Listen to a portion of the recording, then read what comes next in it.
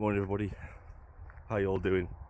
It's literally the crack of dawn today. Once again, I want to say thank you to everybody that donated to get me down to Southampton on Sunday. It is really appreciated, and I can't thank everybody enough for what they've done. It's not just the donations, it's the offers of support. It's also the support mechanism that you guys offered is just unbelievable, and I'm really humbled. I really am. I can't put into words how I feel about you guys. I've never experienced that kind of I don't know what to call it, caring before. Really haven't, from complete strangers. It's just amazing. It proves to me that this country is not dead and that community is still alive in this country, and all it needs is that spark to reignite it, and we can and we will get this country back to what it was. It just needs people to fight for it, that's all, just like people have fought for it in the past. Anyway, I want to get into, this is not going to be political or anything like that. This is mainly going to be talking about my concerns about the march on Sunday, some concerns, and basically a heads up to people that are going down there as well. So I learned from Danny Tomo last night that he put out a post that Antifa are going to be amassing down in Southampton. Now I know that Antifa and the MDL, the Muslim Defence League, they work hand in hand. They coordinate. They're very good at coordinating. They did that in Nottingham. I saw leadership in Nottingham. So going down there, do not underestimate your opposition. And everybody in the protest, do not underestimate these people. They're well organised, they're well funded, they've got communication, they've got leadership. So do not underestimate them. This is not just some rowdy mob gathering to shout abuse, like stand up to racism. These people, sole purpose of being there is to agitate and cause violence. That's their sole purpose of being there. These aren't some paid up protester lefty wannabes. These are hardcore. So know that going in. And my advice to anybody would be, leave your children at home on this one. This is not the United Kingdom rally at all. This is not a family protest, in my opinion. Things could turn south very quickly on this one, given the nature of Southampton police, the things that I saw from the last protest, where they simply refused to uphold the law. So I know it pains me to say this, but we can't trust the police. We can't trust the police to be policing in a fair manner on that day. Danny Tomo came out in his address that he'd been in touch with police liaison officers, and the police liaison, the police themselves, Southampton police, are heavily trying to appease the Muslim colony that is in Southampton. They tried to get the march routes moved, they tried to get the location moved. Everything they were trying to do was to appease the Muslim colony down in Southampton. So I think we can expect that type of policing on the day as well. It's going to be heavily two-tiered policing. They're going to be turning blind eyes to the actions of what the Islamists are doing, and they're going to be coming down like a ton of bricks on patriots if they should put one foot wrong within the protest. So bear that in mind. Bear that in mind. My advice is, obviously, their tactics, Antifa's and the Muslim Defence League, is they are going to try to goad you into violence.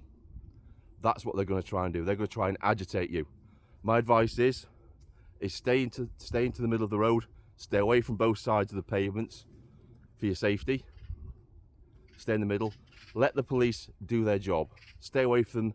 Don't engage in conversation with the people on the side of the pavement. Concentrate on the march. And remember, this is a different beast of a protest. This is not like the United Kingdom rally at all. This is a peaceful show of force that we're doing down in Southampton. This is to show people that if needed, English people from all over England will come to defend their communities peacefully. That's what this is about. This isn't a family day out. It's not a tea party. It's not a rock concert. This is serious. This is just to send a message. So, like I said, leave your kids at home. Don't bring your kids. Head on a swivel. Watch your backs. Watch each other's backs. My advice as well would be to form groups of 5, even if you don't know the person.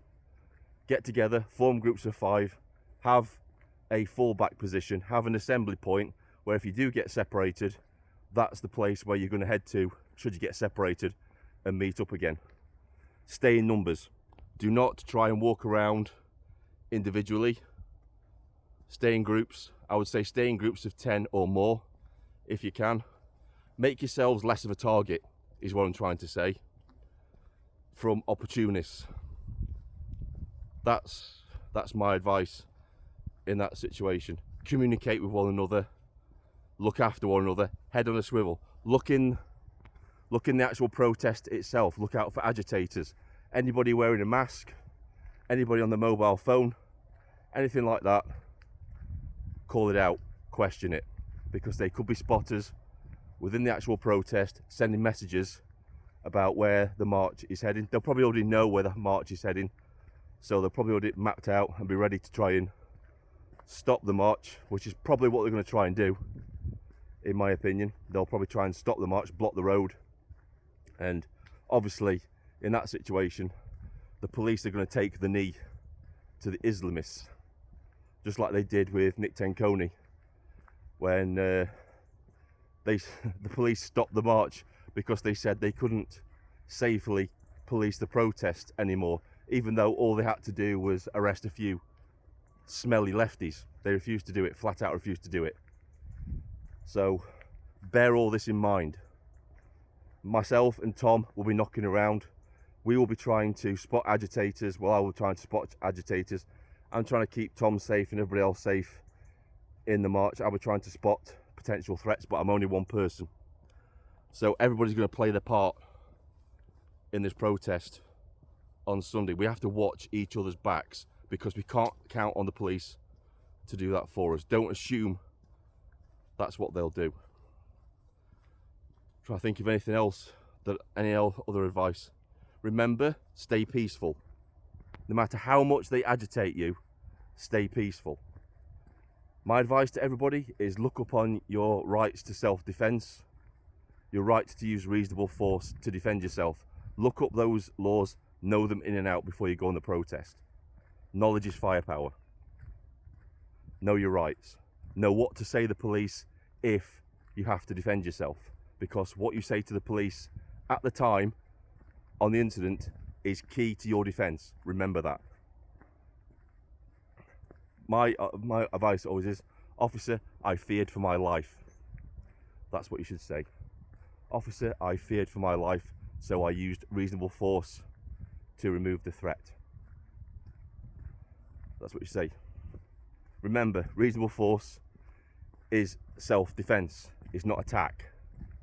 So if you have to push somebody away and then you run after them and start punching them and get them on the floor and start kicking them, that stops being self-defense and becomes attack, and then you can be charged with all the manner of offences. I'm sure Steve will post them in the underbar when he hears this video.